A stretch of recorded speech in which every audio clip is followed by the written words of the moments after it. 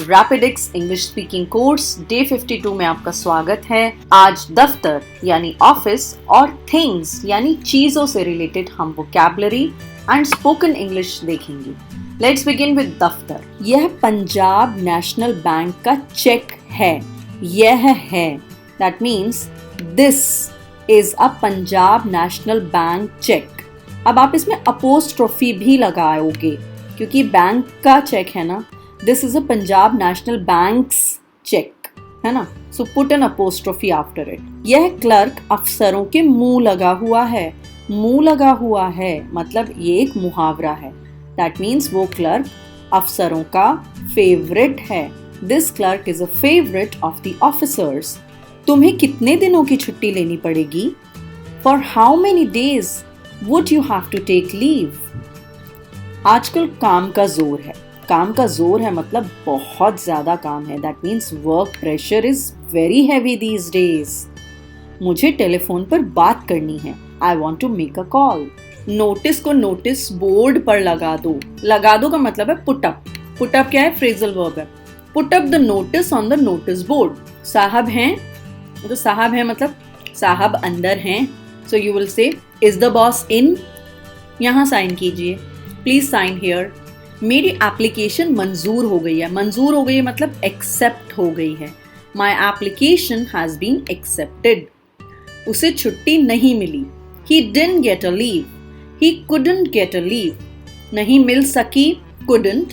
नहीं मिली, डिडंट। उसे वार्निंग दे दी गई है। He has been warned. मैं इस मामले पर सोचूंगा। मामला मतलब matter. I think over this matter. उसने इस्तीफा दे दिया। इस्तीफा मतलब रेजिग्नेशन। He has resigned. इस विषय पर कोई बात नहीं हुई। This point was not touched. Point was not touched मतलब इस पॉइंट पर कोई बात ही नहीं हुई है। मैं जरूर इस बात का ख्याल रखूंगा। I will surely keep this in mind. आप जो कुछ कह रहे हैं मैं सब समझ रहा हूँ। I follow all what you say या I am following whatever you are saying. इस दफ्तर में हेड क्लर्क ही सब कुछ है। The head clerk is all in this office. उसका इस्तीफा मंजूर हो गया है। तो मंजूर हमने देखा। His resignation has been accepted. Cigarette पीना मना है। No smoking. क्या तुम ये ग्राफिक डिजाइन कंप्यूटर पर बना सकते हो? बना सकते हो। Make graphic design is already an English word. Can you make this graphic design on computer? मेरी घड़ी बंद हो गई है। My watch has stopped working. या My watch has stopped. क्या देर हो गई है? Is it late? आप 1 घंटा देर से हैं। You are late by an hour. यह पत्र जल्दी से टाइप करो। Type this letter fast. आज क्या तारीख है? What's the date today? वह आज ही नौकरी पर आई है। She has joined only today. क्या मेरे लिए कोई फोन है? Is there any phone call for me? मैंने डायरेक्टर साहब से 3 बजे की अपॉइंटमेंट ली है। I have fixed an appointment with the director at 3 o'clock. क्या तुम उस ऑफिस में नौकरी करते हो? Are you working in that office? बेहतर होगा कि आप रिजाइन कर दें। It's better if you resign. आप किस पोस्ट पर हैं? Which post do you hold? या what post do you hold? उसे अपनी सफलता पर बड़ा घमंड है। Success has gone to his head. मतलब सक्सेस उसके सर पर चढ़ गया है। So that is a idiom. आज मुझे बहुत काम है। I am very busy today. अब देखते हैं वस्तुएं यानी कि थिंग्स से related spoken English sentences and vocabulary. यह बड़ी अच्छी तस्वीर है। This is a very fine picture या नाइस या फिर ब्यूटिफुल पिक्चर। कृपया चेंज दीजिए। चेंज मतलब खुले पैसे। Please give change. तुमने मुझे अपना फोटो नहीं दिखाया। You have not shown me your photograph. जरा ये सामान मेरे होटल में पहुंचा दीजिए। पहुंचा दीजिए तो deliver. Please deliver the goods at my hotel. मुझे चश्मा बदलवाना है। बदलवाना मतलब change. I have to get my spectacles change. Spectacles आप देखेंगे विदाउट एस कभी भी यूज नहीं होता बिकॉज क्योंकि ये पैर के साथ यूज होते हैं। So it is always spectacles. मुझे एक और कंबल चाहिए। कंबल मतलब एक क्विल्ट भी हो सकता है और ब्लैंकेट भी हो सकता है। I need another blanket. मेरी घड़ी बनने गई है। My watch has been sent for repair. या रिपेयर्स। मुझे चावल, दाल और कड़ी चाहिए। अब ये कड़ी जो है, ये कड़ी चावल वाली कड़ी भी होती है येलो, और कोई भी करी वाली सब्जी जिसमें रस्सा होता है, दैट्स ऑल्सो करी। I want rice, pulses and करी। मैं 1 दर्जन सिगार और 2 दर्जन सिगरेट चाहता हूँ। I want 1 dozen cigars and 2 dozen cigarettes. मुझसे शीशा टूट गया। The mirror was broken by me. कुछ ठंडा लीजिए। Please have something cold. मैंने तुम्हारी किताब नहीं देखी। I haven't seen your book. ये बक्सा बड़ा भारी है। This box is very heavy. इन सब चीजों को ले आओ। Get all these things. Bring all these things. इन चीजों को बांध दो। पैक दीज थिंग्स या पैक दीज आर्टिकल्स या पैक दिस स्टफ। ये सारे सामान को हम स्टफ भी बोलते हैं, STUFF। अपना बिस्तर बंद उठा लीजिए। बिस्तर बंद मतलब होल्ड ऑल। प्लीज कैरी और होल्ड ऑल। वह अपना सब सामान लेकर घर से चला गया। He left his house with bag and baggage. Bag and baggage मतलब सारा सामान।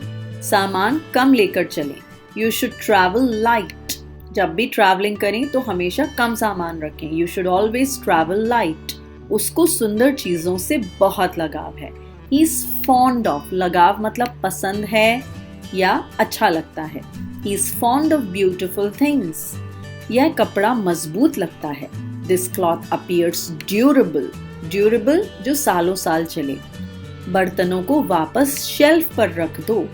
Put the utensils back on the shelf. बर्तन मतलब utensils। आप अपने कमरे में हरा रंग करा लीजिए। अब रंग करा लीजिए मतलब पेंट करा लीजिए। Get your room painted green.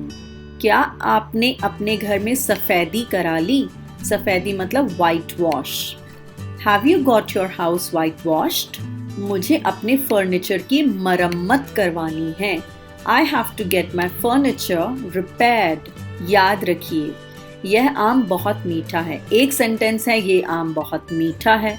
एक टोकरी में 50 आम आते हैं। इन वाक्यों से स्पष्ट हो जाता है कि पहले वाक्यों में आम एक वचन संज्ञा है, आम बहुत मीठा है, और दूसरे वाक्य में यही शब्द बहुवचन है, लेकिन आम जो है वो चेंज नहीं हुआ।